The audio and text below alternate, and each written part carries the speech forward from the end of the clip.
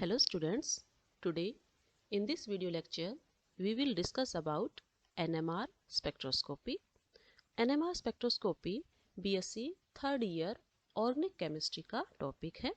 आज के video lecture के अंदर हम प्रीवियस ईयर के जितने भी क्वेश्चंस हैं NMR से रिलेटेड उन सभी को डिस्कस करेंगे। तो जो फर्स्ट क्वेश्चन है वो है आपके पास कि what is the principle of NMR spectroscopy और explain the principle of PMR spectroscopy। हमें NMR स्पेक्ट्रोस्कोपी और जो PMR स्पेक्ट्रोस्कोपी है उसको एक्सप्लेन करना है। ये क्वेश्चन जो है वो IGU, CDLU, PRSU यूनिवर्सिटीज के अंदर 2019 के अंदर आया था और MDU के अंदर ये 2012 और 15 में आया है। KUK के अंदर ये क्वेश्चन 2014 के अंदर आया है। तो हमें जो है NMR का प्रिंसिपल है वो एक्सप्लेन करना है। NMR, as we know, NMR means a nuclear magnetic resonance spectroscopy, and another name is here PMR, proton magnetic resonance spectroscopy. As we know, both are the same thing. Okay, तो देखिए जो आपके पास electrons होते हैं वो क्या करते हैं, न्यूक्लियस के चारों तरफ रिवॉल्व करते हैं और साथ ही साथ वो अपने एक्सिस के ऊपर भी क्या करते हैं, रिवॉल्व करते हैं। जस्ट लाइक इलेक्ट्रॉन्स, प्रोटॉन्स जो है मीन्स जो न्यूक्लियस है वो भी क्या करता है, अपने एक्सिस के अराउंड में क्या करता है, रिवॉल्व करता है। तो जब वो रिवॉल्व करता है तो उसके चारों तरफ क्या हो जाता है भाई, मैग्नेटिक मोमेंट जो है वो प्रोड्यूस हो जाता है और इस मैग्नेटिक मोमेंट की वजह से जो न्यूक्लियस है वो किसकी तरह बिहेव करेगा, एक टाइनी बार मैग्नेट की तरह बिहेव करने लगता है। ओके, मीन्स आपके पास जो न्यूक्लियस है वो अपने एक्सिस के ऊपर रिवॉल्व करने से क्या हो जाता है, मैग्नेटिक मोमेंट प्रोड्यूस करके टाइनी बार मैग्नेट की तरह बिहेव कर रहा है। ओके, नाउ यदि आप क्या करते हो, बाहर से कोई मैग्नेटिक फील्ड अप्लाई करते हो, if you apply external magnetic field, okay, then दो पॉसिबिलिटीज जो है वो आएंगी कि न्यूक्लियस जो है या तो ओरिएंट करेगा विद द अप्लाइड फील्ड या ओरिएंट करेगा against the applied field. Okay, तो इन दोनों कंडीशंस के अंदर से आपके पास वो कंडीशन जब न्यूक्लियस क्या कर रहा है, ओरिएंट कर रहा है विद द अप्लाइड फील्ड, उस कंडीशन को बोला जाएगा प्लस हाफ, और जब न्यूक्लियस क्या कर रहा है, against the magnetic field orientation show कर रहा है, तो वो स्टेट बोली जाएगी माइनस हाफ स्टेट। और इन दोनों स्टेट के अंदर से जो प्लस हाफ स्पिन स्टेट है, that one is the more state, more stable state, because इस केस में आपके पास जो प्लस हाफ एनर्जी स्टेट होती है वो लोअर एनर्जी स्टेट होती है और माइनस हाफ एनर्जी स्टेट जो होती है वो हायर स्टेट होती है। तो जो माइनस हाफ वाली जो है वो क्या हुआ है, हायर एनर्जी स्टेट होने की वजह से क्या है, कम स्टेबल है प्लस हाफ से। ओके, यदि हम प्लस हाफ और माइनस हाफ इन दोनों एनर्जीज का डिफरेंस देखते हैं वो क्या कहलाएगा, del E, means the difference in the energies of two state. जो दो स्टेट आई है न्यूक्लियस के, जब हमने बाहर से मैग्नेटिक फील्ड अप्लाई किया तो न्यूक्लियस ने किस तरह का ओरिएंटेशन दिखाया, उसकी वजह से जो दो स्पिन स्टेट आई उनकी एनर्जीज का डिफरेंस क्या है, that is the del E. Okay, if हम क्या करते हैं, बाहर से मैग्नेटिक फील्ड क्या करते हैं, इंक्रीज कर देते हैं। आपने जो मैग्नेटिक फील्ड अप्लाई किया means the external magnetic field जो आपने अप्लाई की है, यदि वो क्या होती है आपके पास, यदि एक्सटर्नल मैग्नेटिक फील्ड जो है वो आप क्या कर देते हो, इंक्रीज कर देते हो, तो डेल ए की वैल्यू भी क्या हो जाती है आपके पास, इंक्रीज हो जाती है। ओके, ओके, नाउ हमें कितने अमाउंट की एनर्जी चाहिए कि हमारे पास, यदि न्यूक्लियस कहाँ पे है, यदि न्यूक्लियस और कैन से प्रोटॉन जो है वो लोअर स्पिन स्टेट में यदि है, ठीक है, लोअर स्पिन स्टेट में है और हम उसको कहाँ लेके जाना चाह रहे हैं, हायर एनर्जी स्टेट में लेके जाना चाह रहे हैं, तो जो एनर्जी होती है that is given by H is equal H mu. Okay, energy is equal to H mu और we can say gamma H nought upon 2 pi. यहाँ जो एच नोर है that is the external magnetic field, जो आप बाहर से magnetic field लगा रहे हो वो है। ओके, एच जो है as all of you know that H is the Planck constant. Okay, here H mu जो था मीन्स द फ्रीक्वेंसी जो है रेडिएशन की। ओके, एंड जो ये यहाँ पे लगा हुआ है गामा, दैट इज द ग्रायोमेट्रिक रेशियो। ओके, ये क्या होता है आपके पास, ग्रायोमेट्रिक रेशियो, और इसकी जो एनर्जी होती है वो कितनी होती है, 26,750। Okay, so we can say that unlike electrons, the protons of an atom, Like electrons, the protons of an atoms are considered to spin. Okay, and the spinning of these charged particles produce magnetic moment along the axis of the spin. Okay, that's why protons act as a tiny bar magnet. Now, if nucleus is placed in external magnetic field, okay, now proton is placed in external magnetic field, then it will orient either with or against the applied field. Okay, and out of these two orientation, one orientation जो है that is more stable than the other one. Okay, and the difference in energies of the two state, difference in the energy of the two state is called the del E. If external magnetic field increase, then del E values also increase, means the difference in the lower energy state and high energy state will be increased. Okay, so this is the principle of NMR spectroscopy. Now, next question है आपके पास कि how PMR help in structure elucidation of an organic compound. Explain it. हमें ये बताना है कि PMR कैसे किसी भी ऑर्गेनिक कंपाउंड की स्ट्रक्चर इल्यूसिडेशन में उसकी स्ट्रक्चर को प्रिडिक्ट करने में हेल्प करता है, या how NMR spectrum is obtain, कैसे NMR स्पेक्ट्रम जो है वो ऑब्टेन होता है. ओके, तो in this method we could place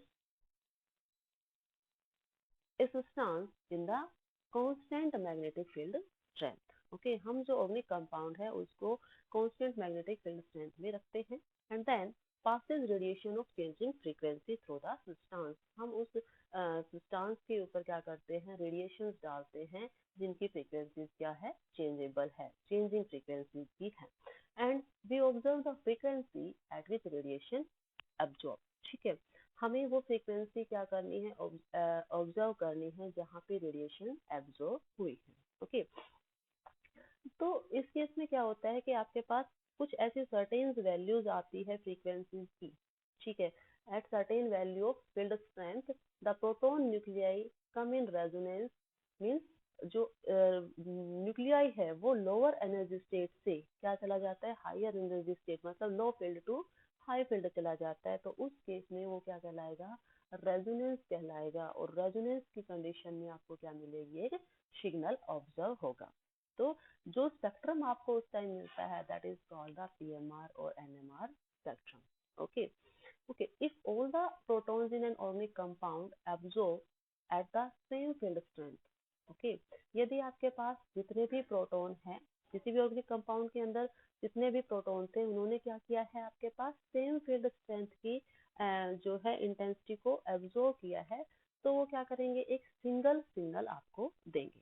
okay, and यदि आपके पास उसी किसी और सब्सटेंस के अंदर क्या है, जो प्रोटॉन्स हैं वो क्या कर रहे हैं, सेम फील्ड स्ट्रेंथ को ऑब्जॉर्व नहीं कर रहे हैं, इट मींस उनका एनवायरनमेंट क्या है, डिफरेंट है, दैट्स व्हाई वो क्या करेंगे भाई, मोर देन वन सिग्नल उस केस में प्रोवाइड करवाएंगे.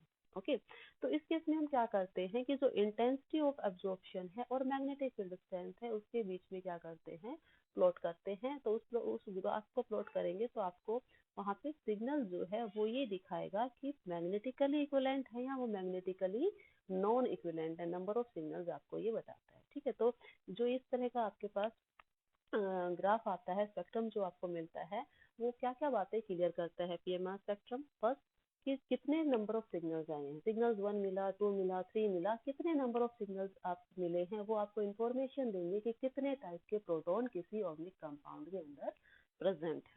ओके, देन सेकंड थिंग कि किस पोजीशन के ऊपर आपको सिग्नल मिला है. ठीक है, वेदर वो अप फील्ड में मिला है या वो क्या मिला है, आपको डाउन फील्ड में मिला है. ठीक है, जो पोजीशन है सिग्नल की वो आपको बताएगा कि जो प्रोटॉन है उसका एनवायरनमेंट कैसा है. Third thing, intensity. ठीक है, इंटेंसिटी क्या है भाई, उसकी कितनी इंटेंसिटी है सिग्नल की, वो आपको बताएगा कि प्रोटॉन इक्विवेलेंट है या नहीं है. Then splitting of signal, signal splitted है या नहीं है, सिग्नल के अंदर स्प्लिटिंग हुई है या नहीं हुई है, वो आपको बताएगा कि जो प्रोटॉन है उसका एनवायरनमेंट क्या है, मीन्स उसके नेबर कैसे हैं. ओके, उसका जो दूसरे प्रोटॉन्स हैं उसके रेस्पेक्ट में उसकी स्प्लिटिंग कैसे हुई है।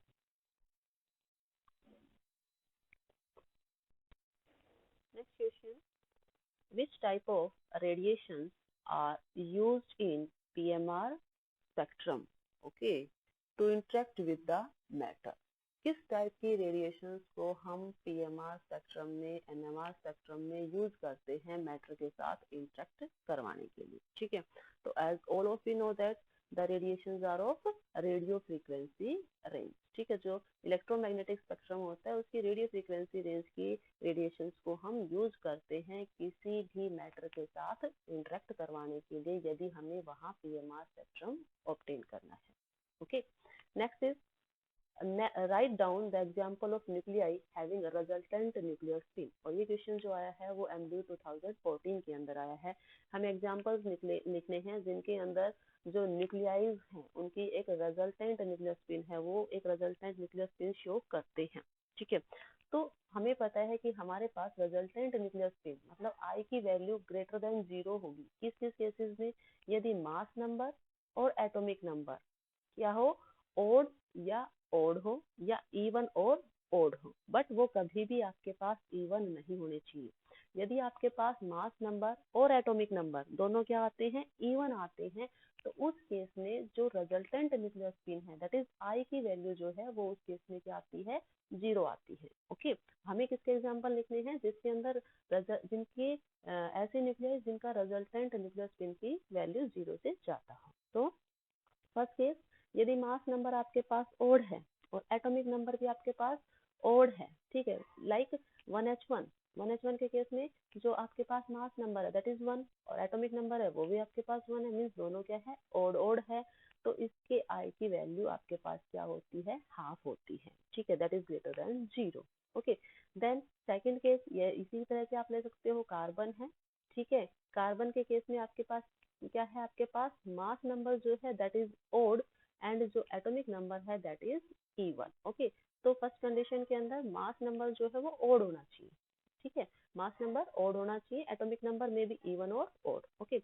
Like example of carbon, in case of nitrogen, in case of nitrogen both the atomic number and the mass number both are odd, okay, so it gives the resultant nuclear spin. In case of fluorine both the atomic number and the mass number are odd, okay, and also in case of phosphorus both the atomic number and the mass numbers are of having the odd values, okay, that's why they show the resultant I values greater than 0, okay। Second condition, if mass number is even and atomic number is odd, आपके पास जो mass number है वो क्या होना चाहिए, even होना चाहिए, और एटॉमिक नंबर क्या होना चाहिए, ऑड होना चाहिए। फॉर एग्जांपल जब आप हाइड्रोजन की बात करते हो, हाइड्रोजन 1H2, ओके, ड्यूटेरियम है, ठीक है, ड्यूटेरियम के केस में आपके पास क्या होता है, मास नंबर जो है वो 2 है और आपके पास एटॉमिक नंबर है वो क्या है, ओड है, that is 1, okay. In case of boron, boron के केस में आपके पास क्या होता है, 5 इज द एटॉमिक नंबर आपके पास ओड है and 10 which is the mass number that is even. Also in case of nitrogen, nitrogen के आइसोटोप यदि आप क्या करते हो, 15 लेते हो या 17 लेते हो, both are NMR active molecule, okay.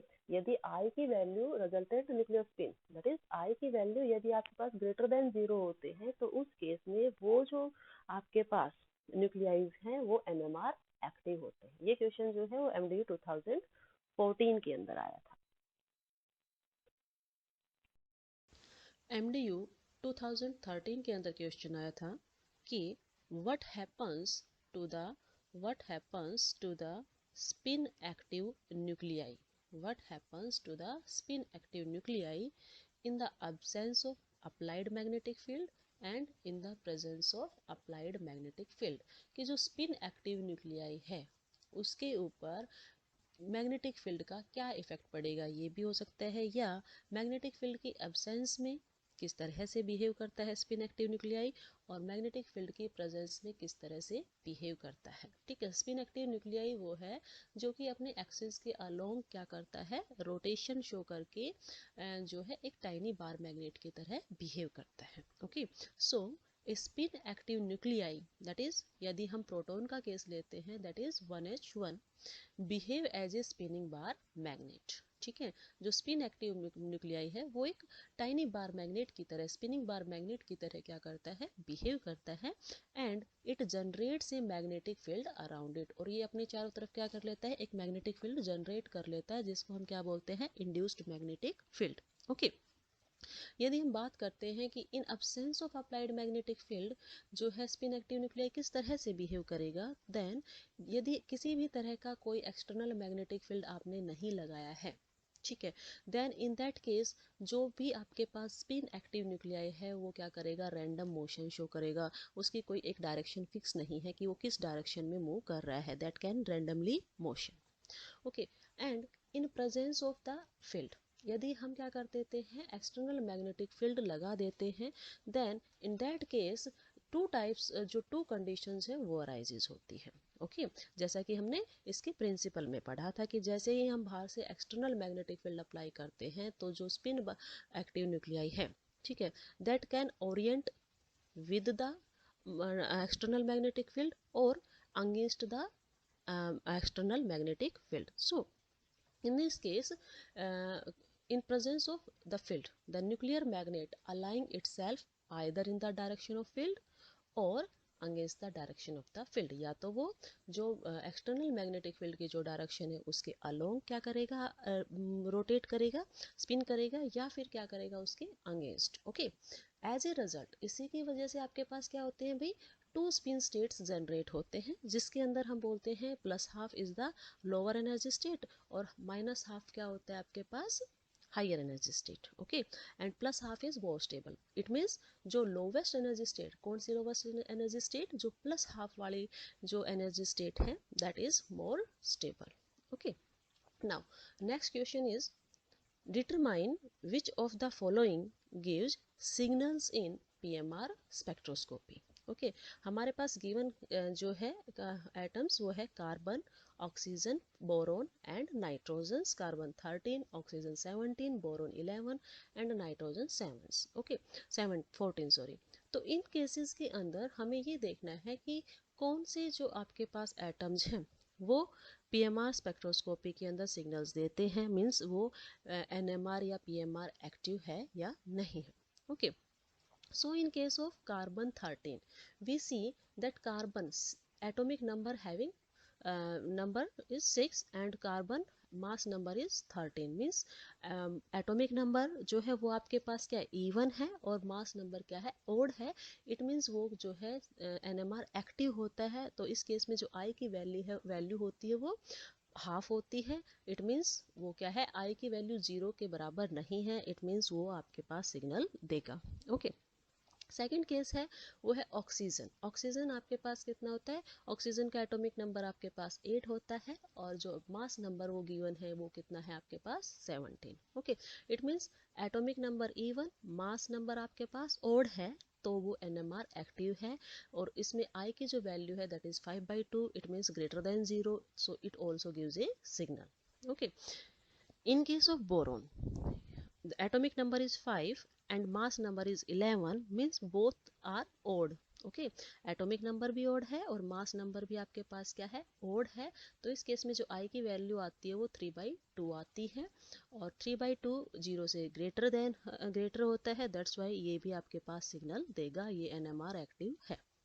Okay, last nitrogen है आपके पास कि नाइट्रोजन 7 14, नाइट्रोजन 7 होता है एटॉमिक नंबर और मास नंबर इसका 14 है। ओके, तो 7 आपके पास ओड है और जो मास नंबर है वो क्या है आपके पास 14 इवन है।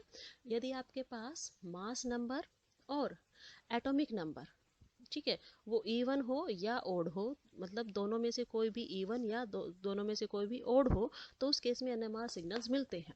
ठीक है, लेकिन यदि आपके पास मास नंबर भी इवन हो और क्या हो, एटॉमिक नंबर भी इवन हो, तो उस केस में जो आई की वैल्यू होती है, रिजल्टेंट न्यूक्लियर स्पिन की जो वैल्यू होती है दैट इज 0, दैट्स वाई उस केस में आपके पास कोई भी एनएमआर सिग्नल नहीं मिलेगा। ठीक है, तो जो नाइट्रोजन है उस केस में आई की वैल्यू 1 होती है और ये भी क्या होता है आपके पास एनएमआर सिग्नल देता है।